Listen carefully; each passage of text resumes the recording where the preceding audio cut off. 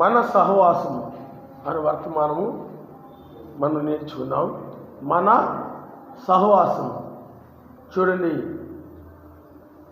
1వ యోహాను 1వ అధ్యాయము మొదటి నుండి మనం చదువుకుందాం. 1వ యోహాను 1వ అధ్యాయం మొదటి నుండి. జీవవాక్యమును గూర్చి ఆది నుండి ఏది ఉండినో మేమేది వింటిమో, కన్నులారా ఏది చూచితిమో, ఏది నిదానించి కనుగొంటిమో, మా చేతులు దేనిని తాకి చూచినో అది మీకు తెలియజేయుచున్నాము.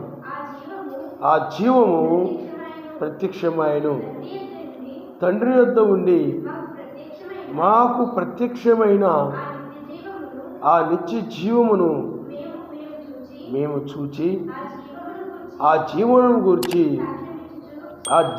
గూర్చి సాక్ష్యమిచ్చుచు దానిని మీకు తెలియపరుచున్నాము. మాతో కూడను మీకును సహవాసము కలుగునట్లు మేము చూచిన దానిని విని దానిని మీకును తెలియజేయుచున్నాము. మన సహవాసమైతే తండ్రితో కూడాను ఆయన కుమారుడైన యెహోవా మెస్సీయతో కూడా ఉన్నది. మన సంతోషము పరిపూర్ణమగుటకై మేము ఈ సంగతులను వ్రాయిచున్నాము. చూడండి, జీవమును గూర్చి ఆది నుండి ఏది వింటినో మేమేది వింటిమో. చూడండి, జీవమును గూర్చి ఆది నుండి ఏది ఉండినో మేమేది వింటిమో, కన్నులారా ఏది చూచితిమో, ఏది నిదానించి కనుగొంటిమో, మా చేతులు దేనిని తాకి చూచెనో అది మీకు తెలియజేయుచున్నాము. ఆయన మనస్తాము. హల్లెలూయా. అంటే జీవవాక్యమును గూర్చినది. జీవవాక్యము అంటే ఎవరు? మెస్సయే. ఆయనే జీవవాక్యమైన అనగా ఆదిలో ఉన్నవాడు ఆయనే. ఆది యందు వాక్యము ఉండేది, వాక్యము సర్వశక్తిమంతుని యొద్ద ఉండేది, ఆ వాక్యమే సర్వశక్తిమంతుడై ఉండెను. ఆ వాక్యమే శరీరధారిగా కృపా సత్య సంపూర్ణుడుగా మన మధ్య నివసించినని బైబిల్ చెప్తూ ఉంది. కాబట్టి సూర్యుడిని, చంద్రుడిని, సమస్త నక్షత్రములను, భూమిని, వీటన్నిటినీ సృష్టించినటువంటి ఆ సృష్టికర్త ఆయన 2000 సంవత్సరాల క్రితము మన కోసమై ఈ యొక్క భూమి మీదకు వచ్చి ఆయన నడిచి మన కోసమై ఆయన పాపములను క్షమించాడు. ఆయన అంటే రక్తాన్ని చిందించి పాప క్షమాపణ. అందువల్ల పాప క్షమాపణ ఎవరైతే రక్తము కార్చారో ఆ రక్తము కార్చిన ఆయన నామములోనే పాప క్షమాపణ కలుగుతుంది తప్ప మరి ఏ నామములోనూ కూడా పాప క్షమాపణ కలగదు. ఎందుకంటే యెహోవా అనే నామములో ఆయన రక్తము చిందించలేదు. అలా చిందిస్తే యెహోవా అనే నామంలో పాప క్షమాపణ కలుగుతుంది. కానీ ఆయన ఆ విధంగా చేయలేదు. ఆయన యెహోవా, ఆయన అదే యేసుక్రీస్తు అంటారు. ఆయనే మెస్సయ్యా, ఆయనే యెహోవా. ఆ యెహోవా మెస్సయ్య మన పాపముల కోసమే రక్తం చిందించాడు. కాబట్టి ఆ నామములోనే నీకు పాప క్షమాపణ కలుగుతుంది తప్ప మరి ఏ నామములను కూడా నీ పాపములకు క్షమాపణ కలుగదు. అందుకని ఇక్కడ యోహాను గారు ఏం చెప్తూ ఉన్నారంటే ఆది నుండి ఏది ఉండినో అంటే ఆది నుండి, ఆరంభం నుండి. అందుకనే ఆయనకు ఆరంభం అంటూ లేదు, అంతం అంటూ లేదు. మనిషికి ఒక ఆరంభం ఉంది, ఒక చెట్టుకు ఒక ఆరంభం ఉంది. దానికి ఫలానా సంవత్సరంలో ఆ చెట్టు పుట్టింది, లేకపోతే ఫలానా సంవత్సరంలో ఆ కోట కట్టారు, ఫలానా సంవత్సరంలో ఆ మందిరం కట్టారు, ఫలానా సంవత్సరంలో అది పూర్తయింది. ప్రతిదానికి ఒక ఆరంభ సంవత్సరం ఉంటుంది.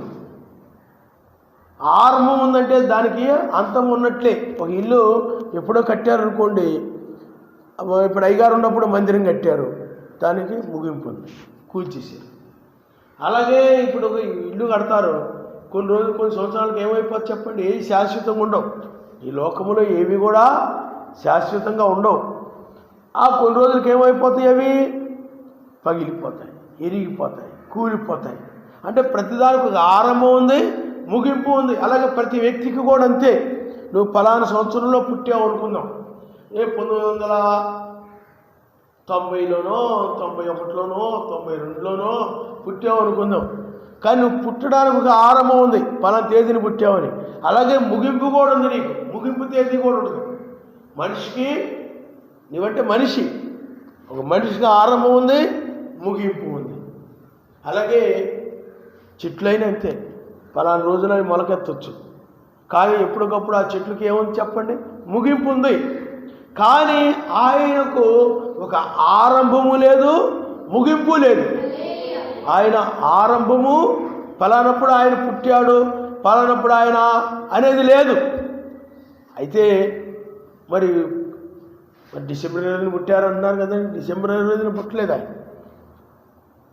ఆ సర్వశక్తిమంతుడే మన కోసము ఆ కన్యక గర్భమున ఆయన జన్మించాడే తప్ప ఆయనకు ఆరంభము లేదు. అందుకని ఆయన తండ్రి లేనివాడు, తల్లి లేనివాడు, వంశావళి లేనివాడు. ఆయన జీవమునకు లేకపోతే ఆయన ఆరంభమైన అంతమైనను లేనివాడుగా ఉన్నాడు. ఆయన నామనిస్తాడు. హల్లెలూయా, హల్లెలూయా. కాబట్టి ఆ జీవమును గురించి ఏది ఆది ఉండెనో, మేమేది వింటిమో, మేము ఏదైతే విన్నామో ఆయన దగ్గర నుండి, ఆ యోహాను కానీ లేకపోతే ఆయన శిష్యులు కానీ ఆయన దగ్గర ఏదైతే విన్నారో, ఏదైతే వాళ్ళు కన్నులారా చూచారో, మరి ఆయన జీవితంలో చాలా అద్భుతాలు జరిగాయి, మహత్కార్యాలు జరిగాయి. సముద్రాలను గద్దించాడు. ఒక ఏకాంతంగా కొండ మీద తీసుకొని వెళ్ళి పేతురుని, యోహాను, యాకోబుని ఆయన రూపాంతరం చెందినప్పుడు అక్కడ పేతురు, యోహాను, యాకోబు ఉన్నారు. ఆయన చూచారు, ఆయన మాటలు విన్నారు, ఆయన కార్యాలు చూశారు, ఆయన శరీరం రూపాంతరం దాల్చడం ఆ పరిశుద్ధ పర్వతం మీద వాళ్ళు చూచారు, విన్నారు, చూచారు. ఏది నిదానించి కనుగొంటిమో, విని చూచి తెలుసుకున్నారో, మా చేతులు దేనిని తాకి చూచెనో అదే మీకు తెలియజేయుచున్నాము. ఆయన నామమున హల్లెలూయా. అంతేగాని సొంతగా ఏది చెప్పడం లేదు, సొంతగా ఏది కల్పించి చెప్పడం లేదు. ఏదైతే విన్నారో, ఏదైతే చూచారో, ఏదైతే కనుగొన్నారో, ఏదైతే వాళ్ళ చేతులు తాకాయో అదే వాళ్ళు తెలియజేస్తున్నారు. ఆయన నామమున హల్లెలూయా, హల్లెలూయా. అంతేగాని వినకుండా, చూడకుండా, కనుగొనకుండా ఏదో గుడ్డిగా సువార్త చేయడం లేదు.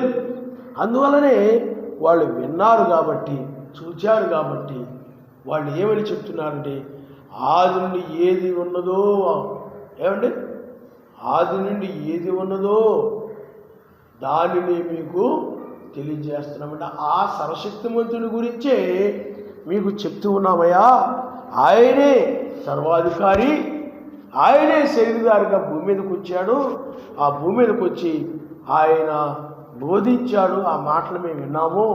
ఆయన మాటలో మేము ఏదైతే విన్నామో, ఏదైతే మేము చూచామో, ఆయన కార్యాలు అవన్నీ కూడా, ఎందుకంటే సర్వశక్తిమంతుడిని రుజువు చేసుకున్నాడు ఆయన. సర్వశక్తిమంతుడు తప్ప ఎవరైనా చనిపోయిన వాళ్ళు బ్రతికించగలరా? చెయ్యి. ఆ విధంగా స్వస్థపరచగలిగాడు ఆయన. గుడ్డివారు కన్నులు తెరిచాడు ఆయన, చెవిటివారు వినేలాగా చేసాడు ఆయన.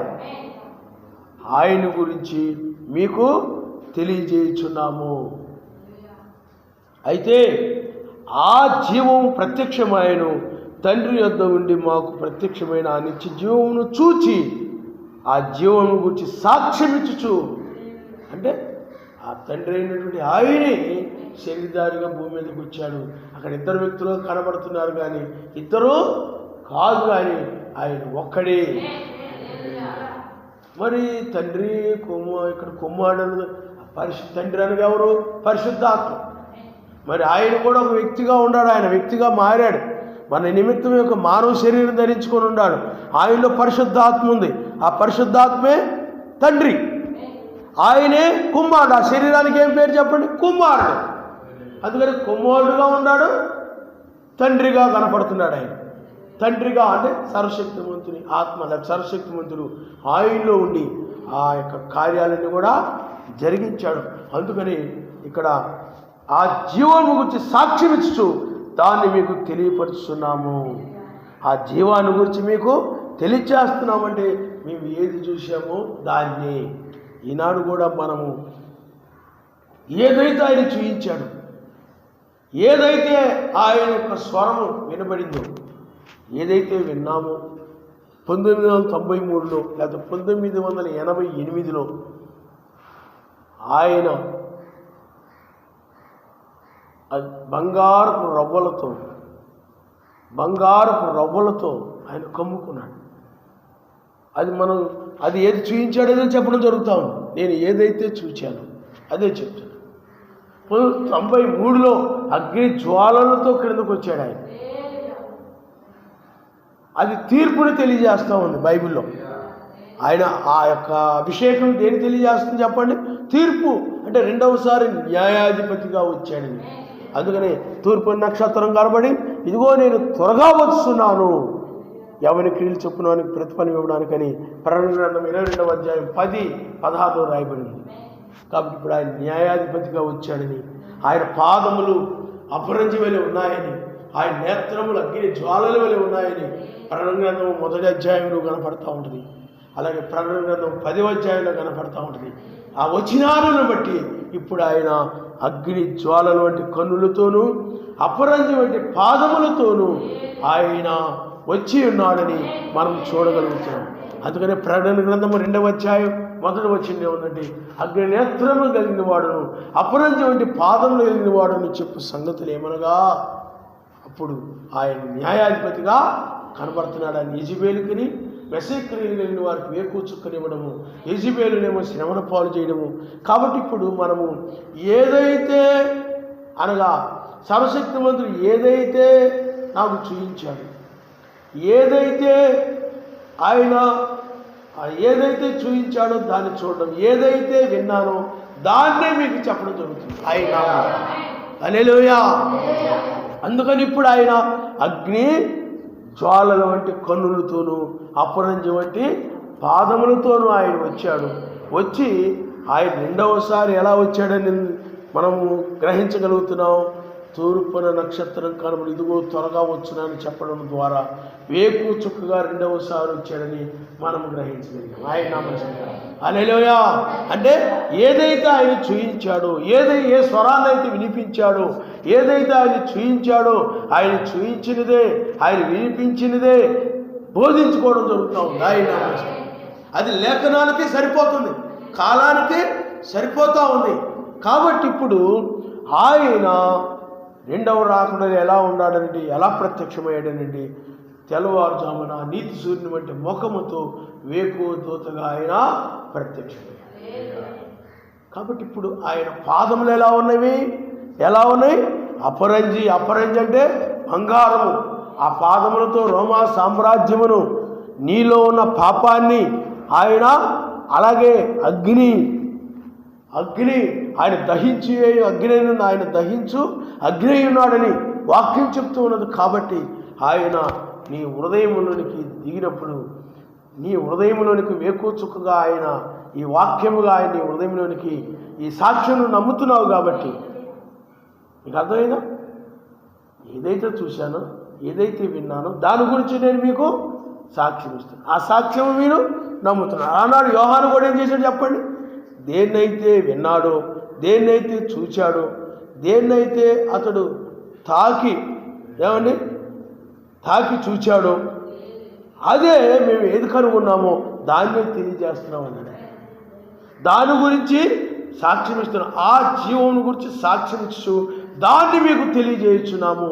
ఏదైతే ప్రత్యక్షమైందో ఆ ప్రత్యక్షమైన జీవాన్ని గురించి, ఆ మొదటి రాకడం గురించి యోహాను సాక్ష్యం ఇచ్చాడు. ఇప్పుడు ఈ సాక్ష్యం ఏమిటి? ఆయన యూదా గోత్రం సింహముగా, ఎందుకంటే సింహం అనగా రాజు, అరణ్యములో రాజు ఎవరు? సింహమే. మిగతా జంతువులన్నీ కూడా ఆ సింహం యొక్క స్వరం విన్నప్పుడు అన్నీ కూడా నిశ్శబ్దమైపోతాయి, భయపడిపోతాయి. ఆ శబ్దానికి ఆ కొండ మీద ఉన్న రాళ్ళు కూడా కింద పడిపోతాయి, చెట్లు కూడా ఊగిపోతాయి.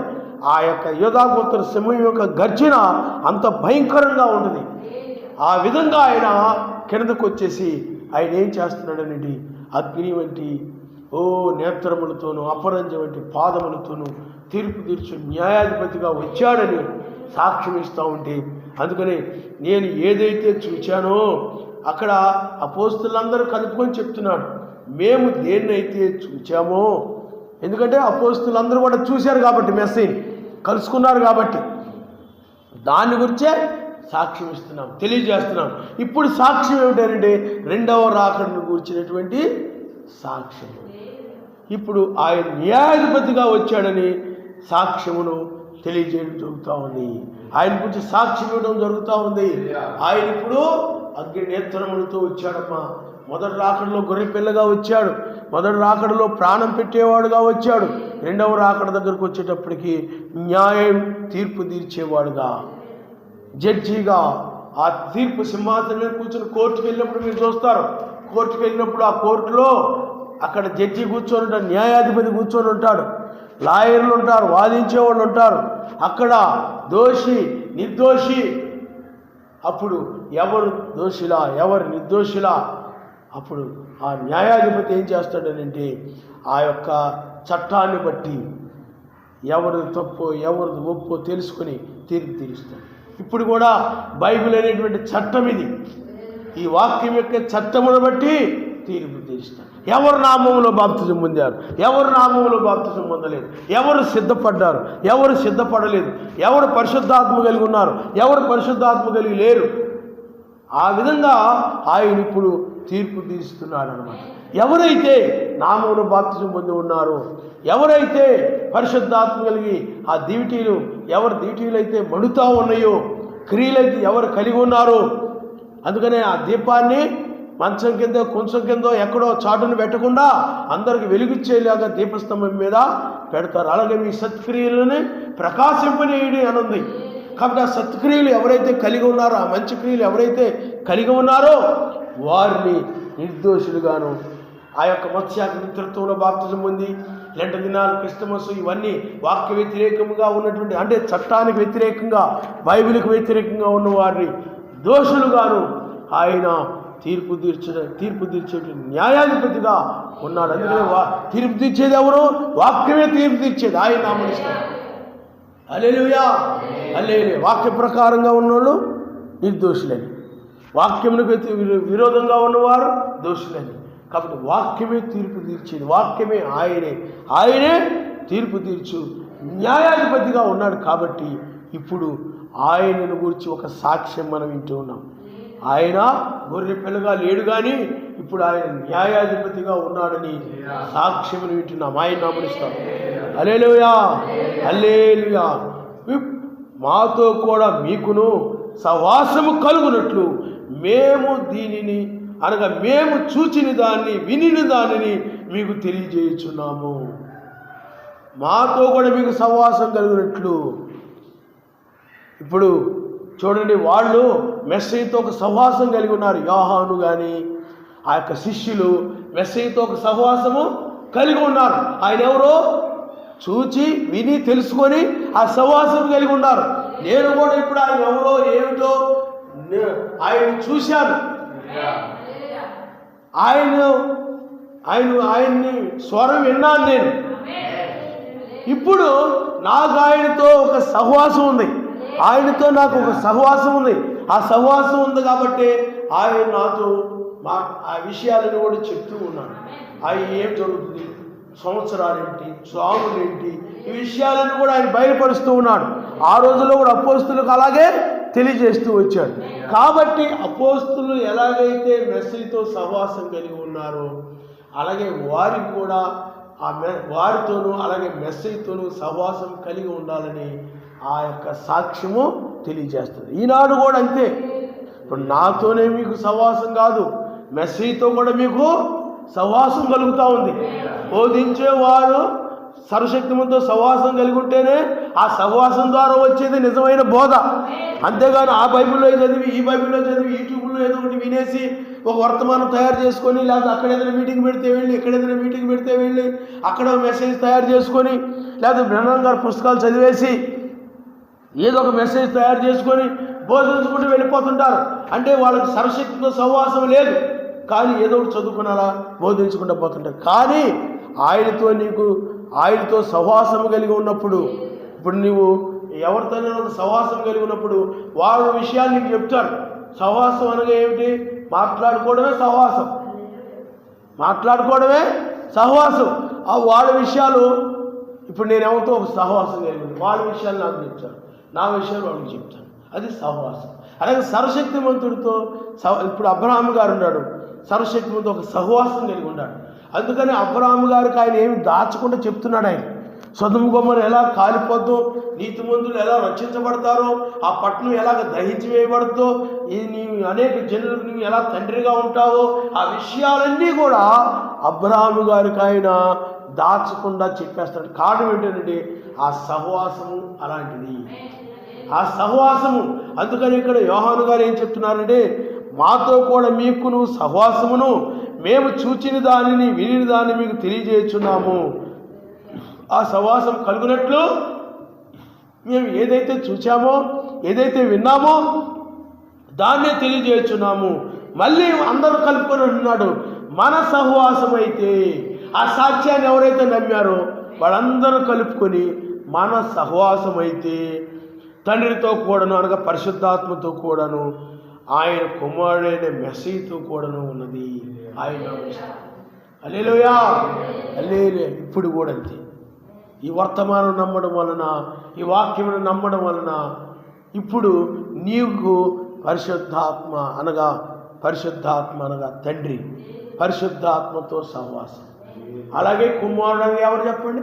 మెస్సయ్య, ఆయనతో కూడా సహవాసం. ఆనాడు వాడకు కూడా అదే విధంగా సహవాసం కలిగింది. ఈనాడైనట్లయితే నీకు పరిశుద్ధాత్మతో, మహిమ శరీరంతో ఉన్న మెస్సీతోనూ సహవాసము ఆయన అమరుస్తాం. అందుకని ఈ వేకు దూతతో నీకు సహవాసం. మెస్సీతో సహవాసం అంటే ఉదయకాల నక్షత్రం అనగా దూత అనగా వర్తమానికుడు, ఏడుగురు దూతలు అనగా ఏడుగురు వర్తమానికుడు. ఇప్పుడు నీవు ఆ యొక్క దూతతో సహవాసము, సర్వశక్తిమంతునితో కూడా సహవాసం. ఆయన హల్లెలూయా, హల్లెలూయా. అందుకని మెసేజ్ కూడా ఏమన్నా చెప్పండి? నా తండ్రి నాకు చూపించిన ప్రకారము నేను తెలియజేస్తున్నానని చెప్పి. ఏది చూశానో దాన్నే చెప్తున్నాను, ఏది విన్నానో దాన్నే చెప్తున్నాను. చూడండి, అది మనము ఆ యోహాను సువార్తలో మనం ఇంతకుముందు మనం చదువుకున్నాం, ఇంకొకసారి చదివితే మంచిది. చూడమ్మా, యోహాను సువార్త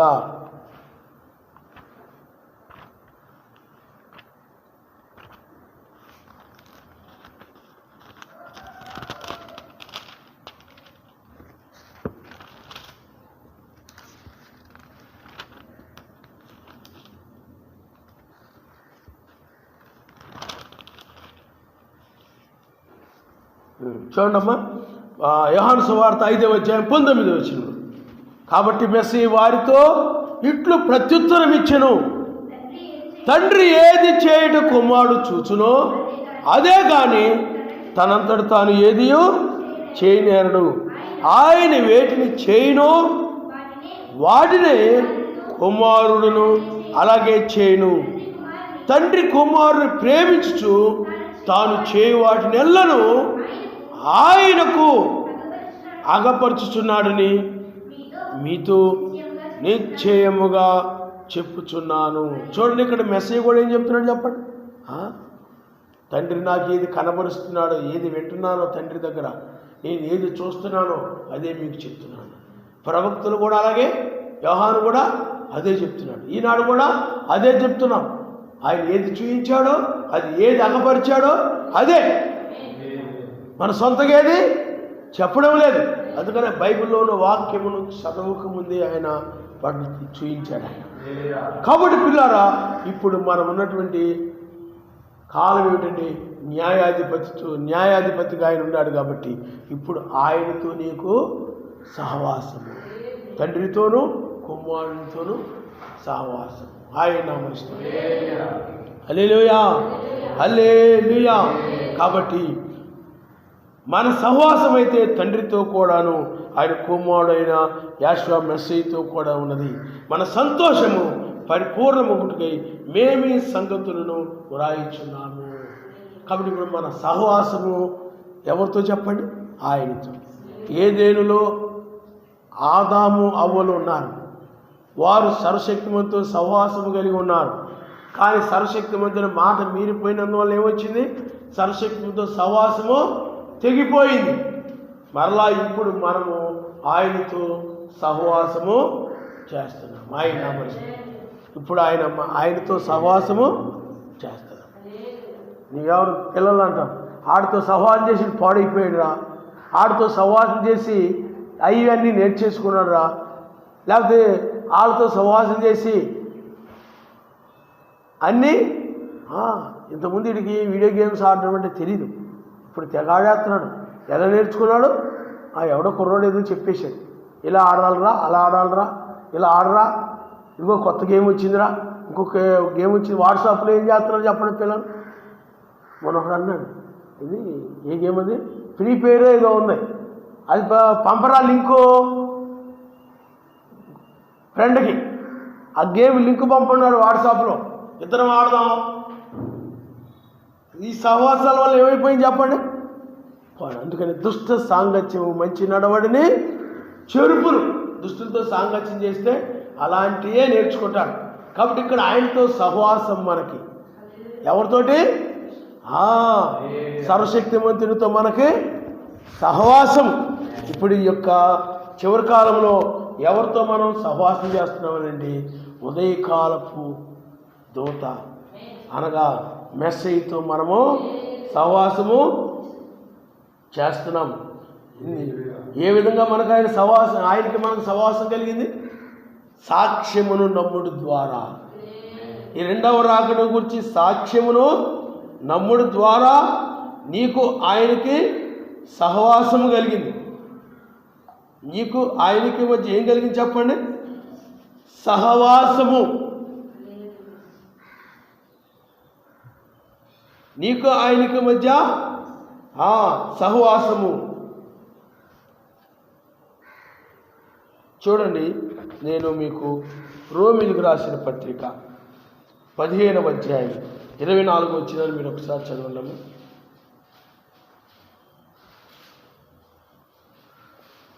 రోమిలకు రాసిన పత్రిక 15వ అధ్యాయం 24. 15వ అధ్యాయం 24 అమ్మ, రోమిలకు రాసిన పత్రిక చదువు.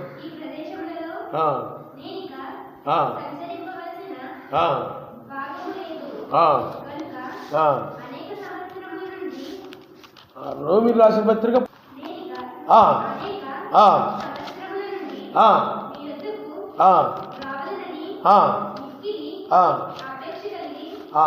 ఆపేక్ష కలిగి నేను స్పెయిన్ దేశమునకు వెళ్ళినప్పుడు మార్గములో మిమ్మల్ని చూచి మొదట మీ సహవాసం వలన కొంత మట్టుకు సంతృప్తి పొంది మీ చేత అక్కడికి సాగనంపబడుతుందని నిరీక్షించున్నాను. ఆయన నామమున హల్లెలూయా. మీ సహవాసం వలన సంతృప్తి పొంది. చూడండి, సహవాసం అనేది చాలా ప్రాముఖ్యం అన్నమాట. ఆ సహవాసం పౌలు గారు అంటున్నాడు, నేను స్పెయిన్ దేశానికి వెళ్ళినప్పుడు మార్గంలో మిమ్మల్ని చూచి మొదట మీ సహవాసం వలన కొంత మటుకు సంతృప్తి ఉంది. అంటే ఒకరికొకరు సహవాసం కలిగి పౌలు గారు చూడండి, ఆ సహవాసం వల్ల సంతృప్తి ఉంది. ఆయన నమస్కారం. హల్లెలూయా. సహవాసంలో ఏమిటో చెప్పండి, సంతృప్తి కలుగుతుంది. ఒకరికొకరు కలుసుకొని ఆత్మ సంబంధమైన విషయాలు ఆ విధంగా మాట్లాడుకోవడం వలన నీకేం కలుగుతుంది చెప్పండి, సంతృప్తి కలుగుతుంది. కొంతమంది సహవాసం ఉండదు, మాకు అలా ఎత్తిపెట్టుకుని ఉంటారు. కొంతమంది మనుషులకు దూరంగా ఉంటారు. కొంతమంది ఎవరితో ఏం మాట్లాడరు, ఆ మనసులో ఏదో ఒకటి అలా పెట్టుకొని అలా ఆలోచిస్తూ అలా ఉండిపోతూ ఉంటారు. కానీ ఆ సహవాసం అంటే ఏంటండి, నీవు ఇతరులతో మాట్లాడడం వల్ల, వారు నీతో మాట్లాడడం వల్ల ఏం కలుగుతుంది చెప్పండి, సంతృప్తి కలుగుతుంది. ఆయన నమస్కారం. హల్లెలూయా, హల్లెలూయా. అలాగే 1 కొరింథీ 1:9 ఒకసారి మీరు చూడమ్మా.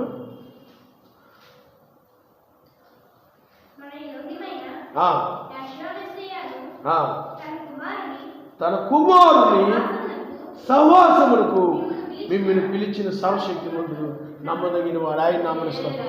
ఆయన ఎందుకు పిలిచాడంట, ఆయనతో సహవాసం చేయడానికి. ఆయనతో నువ్వు మాట్లాడడము, నీతో ఆయన మాట్లాడడం. అందుకని ఒక సహవాసం చేసినప్పుడు ఏం చేస్తారో చెప్పండి, ఒకరికొకరు మాట్లాడుకుంటారు, ఒకరికొకరు సహాయపడతా ఉంటారు, ఒకరికొకరు సహాయపడతారు. అలాగే సర్వశక్తిమంతుడు నీతో మాట్లాడడం, నువ్వు ఆయనతో మాట్లాడడం వల్ల అలాగే నీకు ఆయనకి మధ్య సహవాసం ఉన్నది. అప్పుడు సర్వశక్తిమంతుడు నీకు సహాయపడతా ఉంటాడు, ఆయన కార్యాలను పాల్పొందుతూ ఉంటాడు, ఆయన నీకు సహాయపడతా ఉంటాడు. అదేమవుతుందో చెప్పండి, సహవాసం అవుతుంది. మన సహవాసము ఆయనతో. అందుకే మనల్ని పిలిచాడు ఆయన. లోక సంబంధమైన వారు, లోక స్నేహితులు ఉంటారు, చెడ్డ స్నేహితులు ఉంటారు. పిల్లలకు కూడా చూడండి, బడిలో వాళ్ళు చాలామంది స్నేహితులు ఉంటారు, కాలేజీల్లో వాళ్ళు స్నేహితులు ఉంటారు.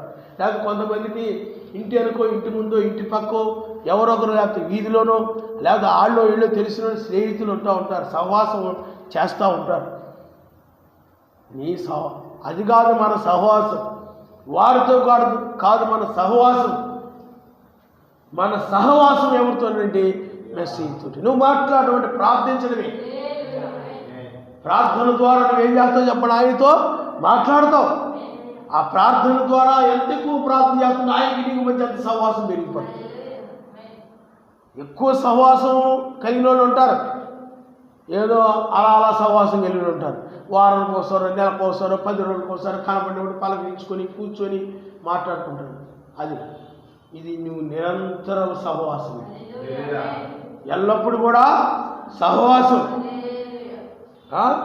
అందుకనే 1 కొరింథీ 7:24 మీరు ఒకసారి చదవండి.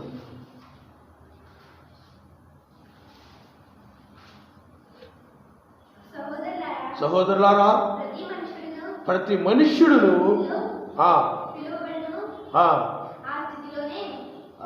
ఏ స్థితిలో పిలువబడు, ప్రతి మనుష్యుడు ఏ స్థితిలో పిలువబడినో ఆ స్థితిలోనే సర్వశక్తిమంతో సహవాసం కలిగి ఉండవలెను. ఆయన నామనిస్తాడు. హల్లెలూయా, హల్లెలూయా. ఒక్కొక్క స్థితి. ఇప్పుడు నేనున్నాను అనుకోండి, వాక్యం చెప్పేటువంటి నా స్థితిది. అపోస్తుల స్థితి వేరు, లోకంలో సువార్త ప్రకటించడం అని. ఇది వధువుకు మాత్రమే సువార్త. అలాగే నీవు విశ్వాసిగా నీవు ఉన్నావు, నీవు ఆ విధంగా సహవాసం. పాటలు పాడేవాళ్ళు ఉన్నారు, ఆ విధంగా సహవాసం.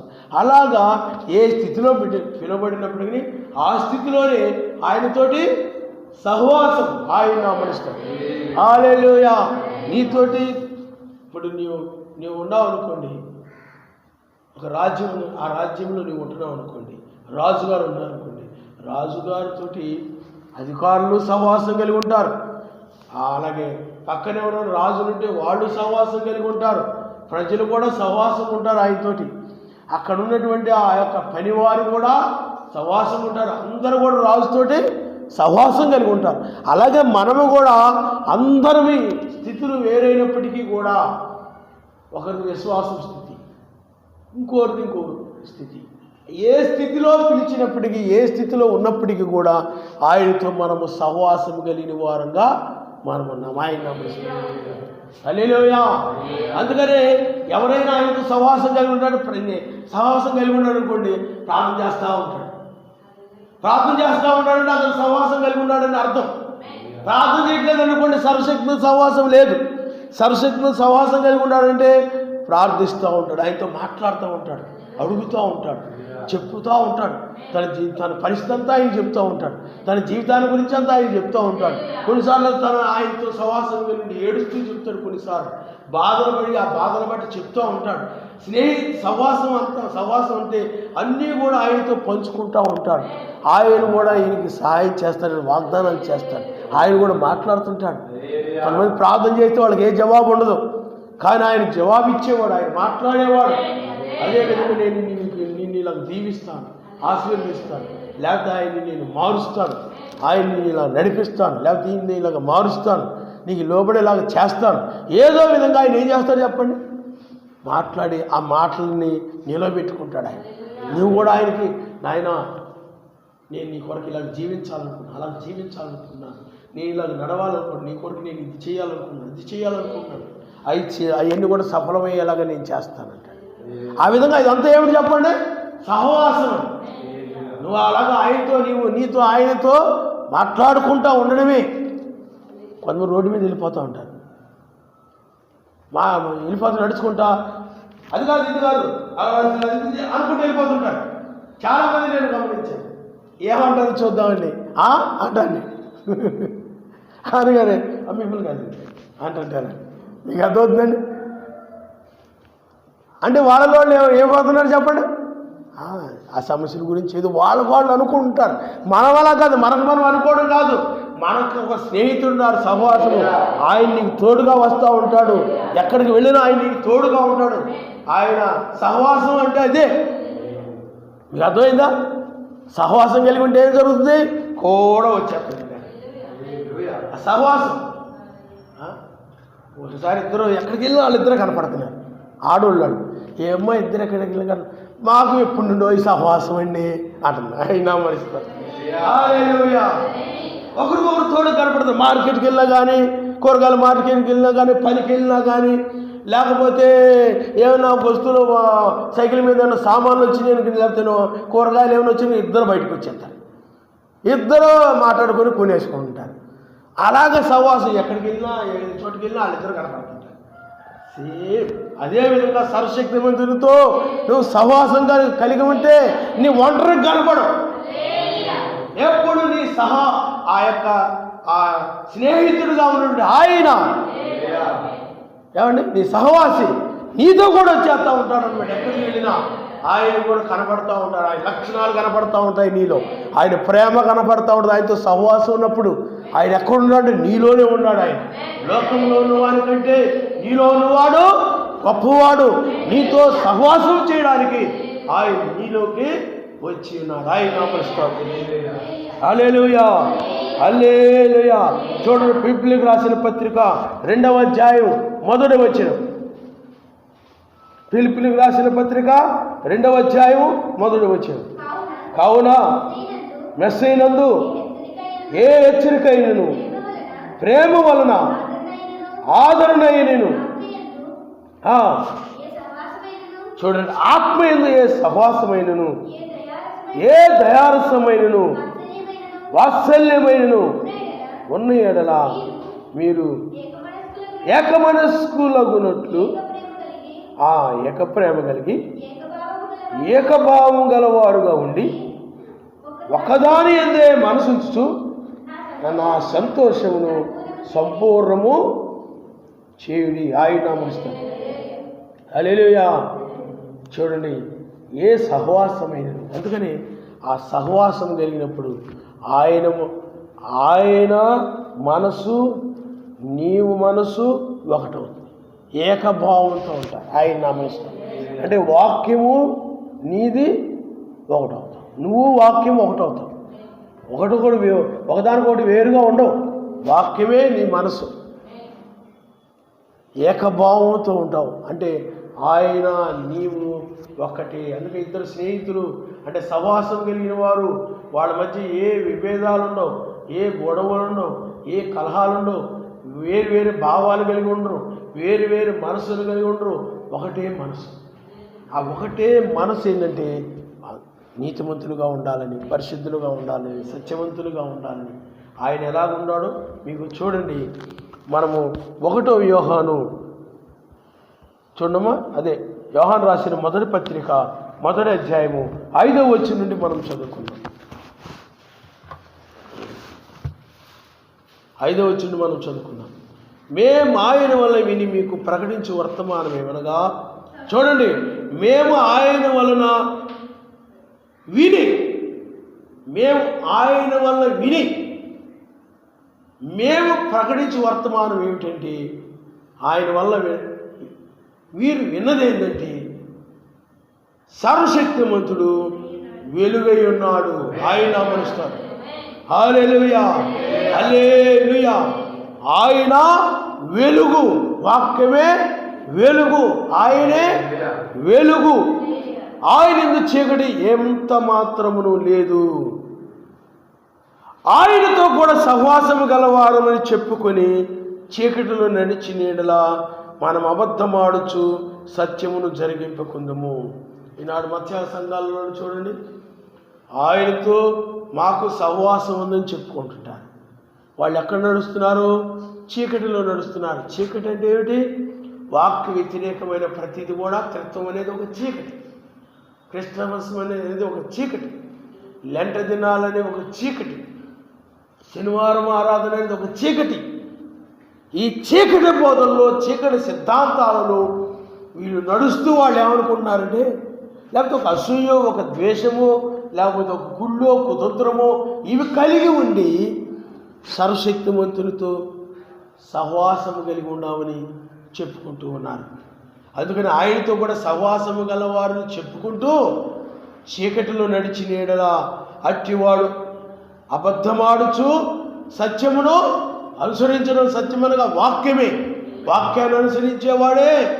అందుకే క్రింద వచ్చిన, అయితే ఆయన వెలుగులో ఉన్న ప్రకారము మానము వెలుగులో నడిచిన యెడల మానము అన్యోన్య సహవాసము గలవారమై ఉందుము. ఆయన నామముస్తాడు. హల్లెలూయా, హల్లెలూయా. ఆయన వెలుగులో ఉన్న ప్రకారం, ఆయన వాక్యంలో ఉన్న ప్రకారము నీవు కూడా వాక్యములోనే నడుస్తూ ఉంటే, అప్పుడు నువ్వు కూడా వెలుగులో నడుస్తూ ఉంటే, నువ్వు కూడా సత్యములో నడుస్తూ ఉంటే, అబద్ధ బోధనలో కాకుండా సత్యములో నువ్వు నడుస్తూ ఉంటే, నీకు ఆయనకి మధ్య ఏముందంటే అన్యోన్య సహవాసము. అన్యోన్య సహవాసము. ఎందుకు ఆ సహవాసం అంటే, అప్పుడు ఆయన రక్తము ప్రతి పాపం నుండి మనల్ని పవిత్రులుగా చేయును. ఆయన నామముస్తాడు. హల్లెలూయా. ఆనాడు అపోస్తులకు కానీ ఎఫెసీ, గలతీ, కొలసీ, ఫిలిప్పీ ఈ సంఘాలన్నీ కూడా ఆ యొక్క మెస్సీతో సహవాసం కలిగి ఉండడం వలన వారి యొక్క ప్రతి పాపము కూడా ఆ రక్తము అనగా వాక్యము వారిని పవిత్రపరిచింది. ఆయన నామముస్తాడు. ఎందుకంటే ఆయనతో సహవాసం చేయడం వల్ల ఏం జరుగుతుంది చెప్పండి? పవిత్రులు అవుతారు. ఎందుకంటే ఆయన సహవాసం చేస్తే ఆయన నీకు చెప్తాడు, ఆయన నువ్వు ఇలా ఉండకూడదు, అలా ఉండాలి, నువ్వు దాన్ని విడిచిపెట్టే, నీలో అసూయ విడిచిపెట్టేసేయి, నీలో ద్వేషం ఉంది విడిచిపెట్టేసేయి, నువ్వు సరిగా ప్రార్థన చేయి. ఆ విధంగా ఆయన పరిశుద్ధాత్మ కనుక నీకు, పరిశుద్ధాత్మ నీకు, లేకపోతే వాక్యమే పరిశుద్ధాత్మ కనుక, కాబట్టి ఆయనకి నీకు మధ్య సహవాసం ఉన్నప్పుడు ఆయన ఏం చేస్తాడంటే నిన్ను పవిత్రుడుగా చేస్తాడు. ఆయన నమ్మడిస్తాడు. అది ఆయనతో సహవాసం చేస్తే కలిగేటువంటి. దుష్టులతో సహవాసం చేస్తే నువ్వేమైపోతావు? అపిత్రుడు అయిపోతావు.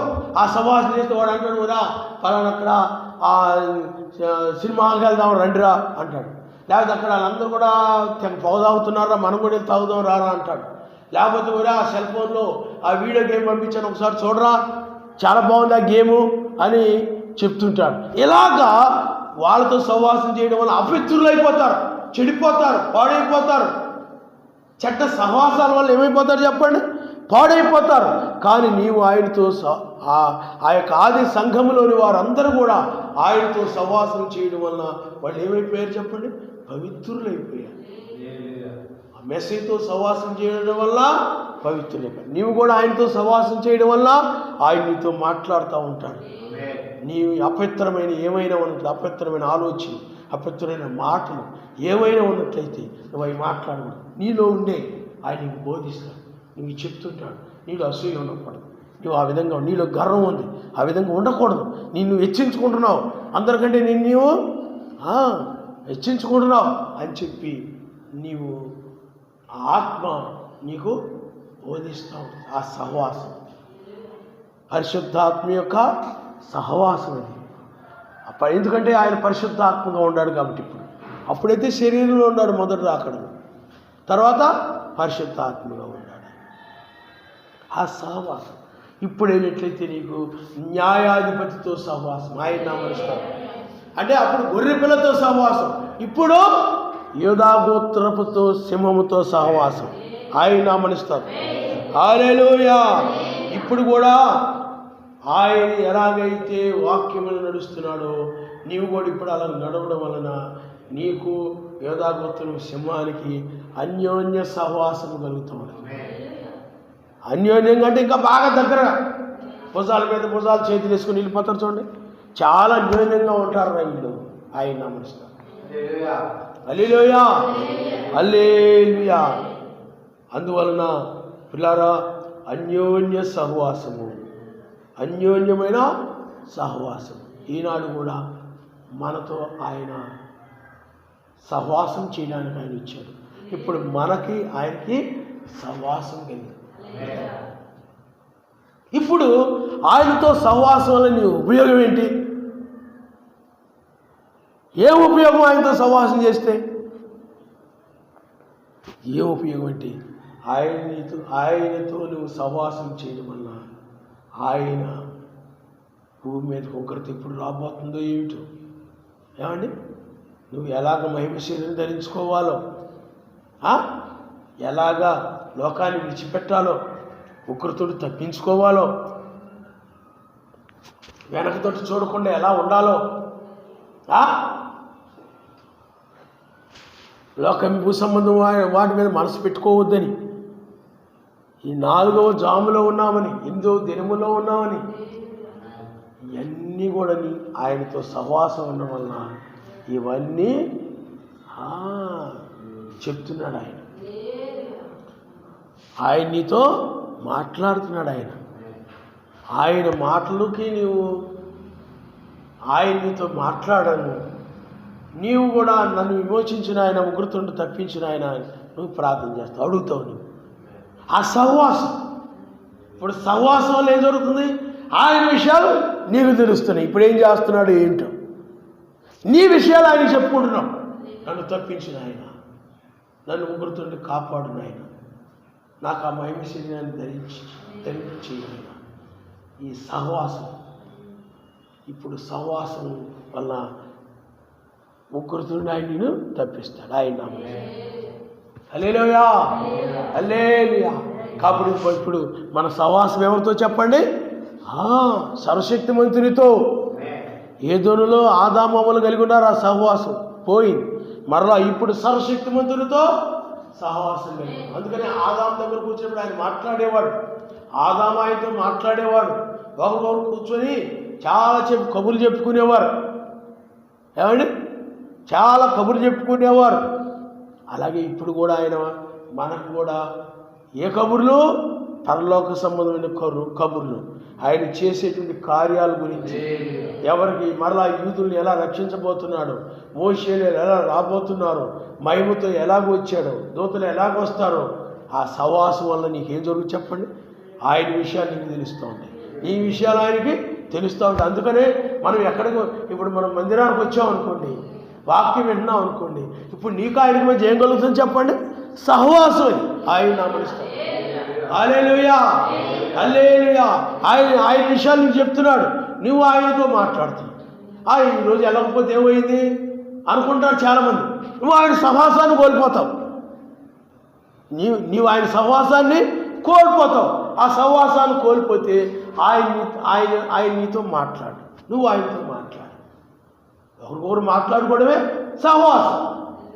అది పోతే నీకు, అది పోతే అప్పుడు ఆయన యొక్క సహవాసాన్ని నుండి నీవు దూరం అయిపోతావు, ఆయన స్నేహం నుండి నువ్వేమైపోతావు? దూరం అయిపోతావు. అప్పుడు ఆయన నీతో మాట్లాడడం, నువ్వు ఆయనతో మాట్లాడడం ఉండదు కనుక నీవు విడిచిపెట్టబడతావు, ప్రమాదంలో పడిపోతావు. అప్పుడు ఆయన ఉగ్రతలో నువ్వు పడిపోతావు. కాబట్టి ఇప్పుడు మన సహవాసము ఎవరితో చెప్పండి? ఉదయకాలపు దూతతో, దావీదు నక్షత్రముతో, దావీదు కేడెముతో ఆయన నామనిస్తాను. విమోచకునితో, రక్షకునితో సహవాసము. నీకు రక్షించేవాడు ఆయనే కాబట్టి మన సహవాసము ఆయనతో జరుగుతూ ఉంది. ఆయన నామనిస్తాను. హల్లెలూయా, హల్లెలూయా. ఎవరైతే ఆయనతో సహవాసం చేయలేదు, ఎందుకంటే పవిత్రులతో సహవాసం చేయడానికి ఎవరు ఇష్టపడరు, పరిశుద్ధులతో సహవాసం చేయడానికి ఎవరు ఇష్టపడరు, మంచివారితో సహవాసం చేయడానికి ఏ దురలవాట్లు లేనటువంటి ఆ మంచివారితో సహవాసం చేయడానికి ఎవరు ఇష్టపడరు. సెల్ ఫోన్లో, యూట్యూబ్లో పనికిమాలని చూడకుండా, వీడియో గేమ్లు ఆడకుండా ఎవరైతే ఉంటారో అటువంటి వాటితో ఎవరు సహవాసం చేయరు. ఇతరుతో సహవాసం చేస్తే వీడియో గేమ్లు ఏం పంపడం, ఇతరుతో మనం సహవాసం చేసే ఉపయోగం లేదు అనుకొని చాలామంది ఏం చేస్తారంటే చెడ్డ వ్యక్తితో సహవాసము చేయడానికి ఇష్టపడతారు, కానీ మంచోడితో సహవాసం చేయడానికి ఇష్టపడతారు. అందువల్లే ఈనాడు చాలా సంఘాలు ఆయనతో సహవాసం చేయలేదు, ఆయన యొక్క సహవాసాన్ని తృణీకరించాయి. ఆనాడు యూదులు ఆయన సహవాసాన్ని తృణీకరించారు. వారితో సహవాసం చేయాలని ఆయన ఇచ్చాడు. వారితో మాట్లాడి, వారితో సహవాసం చేస్తూ, వారితో ఉండాలని, వారితో నడవాలని, ఒక సహవాసం కలిగి ఆ విధంగా వారితో నడవాలని ఆయన వచ్చాడు. కానీ వాళ్ళు ఆయన ఏం చేశారంటే నిరాకరించారు. యూదులు సిలువ వేశారు ఆయన్ని. కానీ ఇప్పుడు నీ దగ్గరకు వచ్చాడు ఆయన. నీకు మంచి సహవాసి ఆయన, నీకు అన్ని విషయాలు చెప్పేవాడు ఆయనే. ఆయన తెలియదంటూ ఏమీ లేదు. జరగబోయే విషయాలు, జరిగిన విషయాలు, జరిగిపోయిన విషయాలు. వర్తమానం అంటే ఏమిటి? వర్తమానం, భూత, భవిష్యత్. వర్తమానం అంటే జరిగిపోయినటువంటి, వర్తమాన కాలం అంటే జరిగిపోయినటువంటి కాలం, భూతకాలం ప్రస్తుతం జరుగుతుంది. భవిష్యత్తు అంటే జరగబోయేటువంటి కాలం, జరగబోయే విషయాలు. ఈ మూడుకి సంబంధించిన విషయాలు నీతో పంచుకుంటూ ఉంటాడు. హల్లెలూయా. ఆయనతో సహవాసం చేస్తూ ఉంటే, ఆయనతో వాక్యం వింటూ ప్రార్థన చేస్తూ ఆ విధంగా ఆయనతో సహవాసము కలిగి ఉంటే, ఆయన క్రియలు ఆయన ఏం చెప్పాడు దాని ప్రకారం నడుస్తూ ఉన్నట్లయితే, ఆయన వెలుగులో ఉన్న ప్రకారం, వెలుగు అనగా క్రియలే.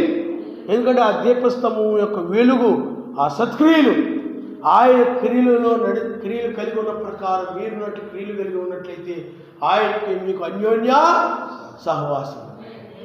అప్పుడైనట్లయితే అన్యోన్య సహవాసం వలన ఆయన యొక్క రక్తము పవిత్రులుగా మార్చింది.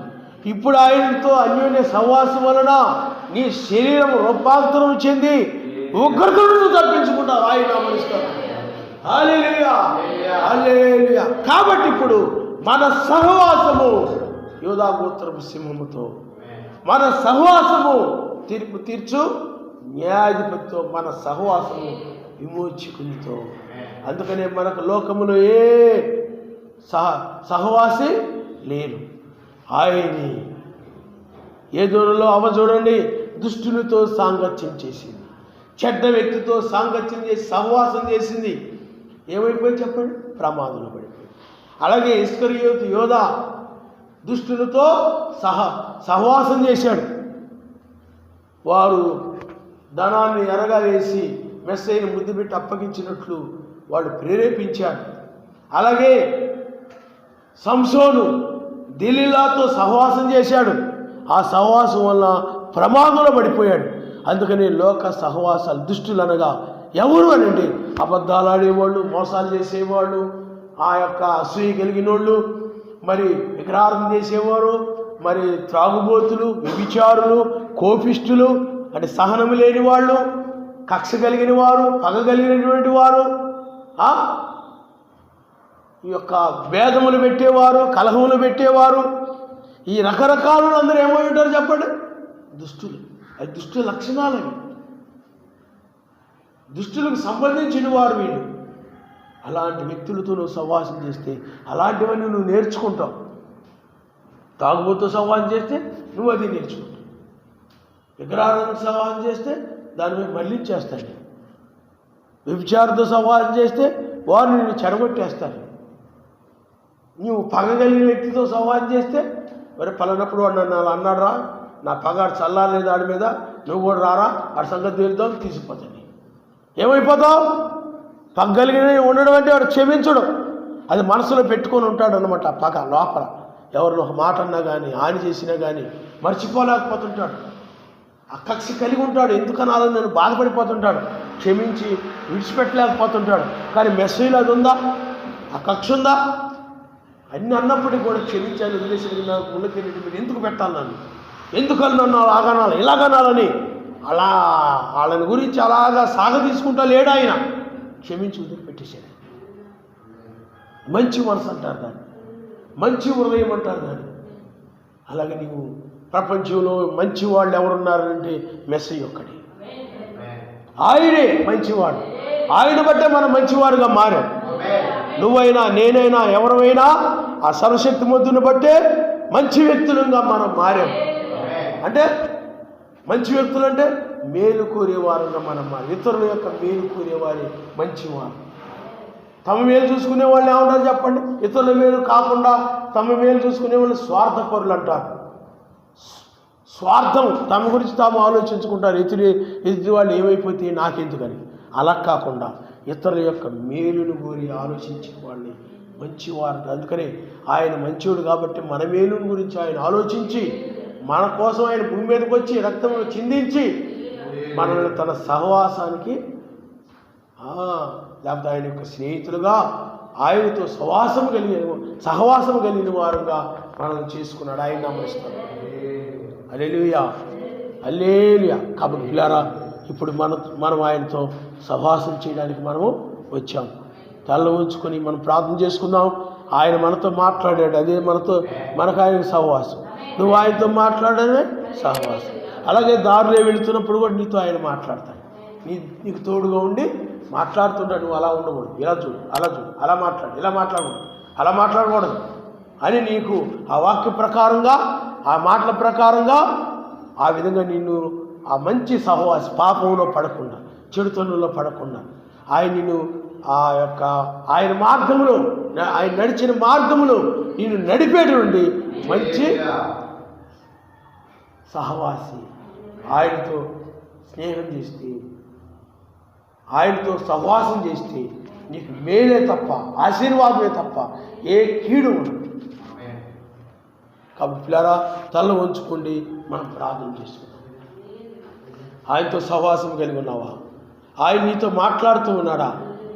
నువ్వు ఆయనతో మాట్లాడుతూ ఉన్నావా?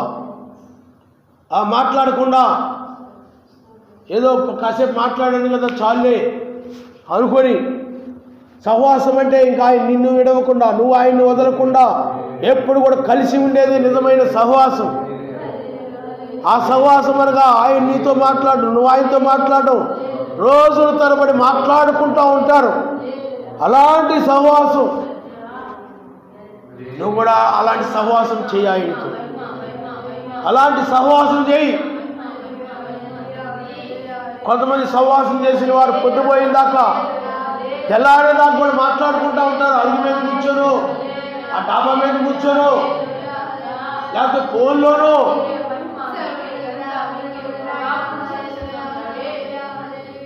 ఆయనతో సహవాసం చేయాలి. ఆయనతో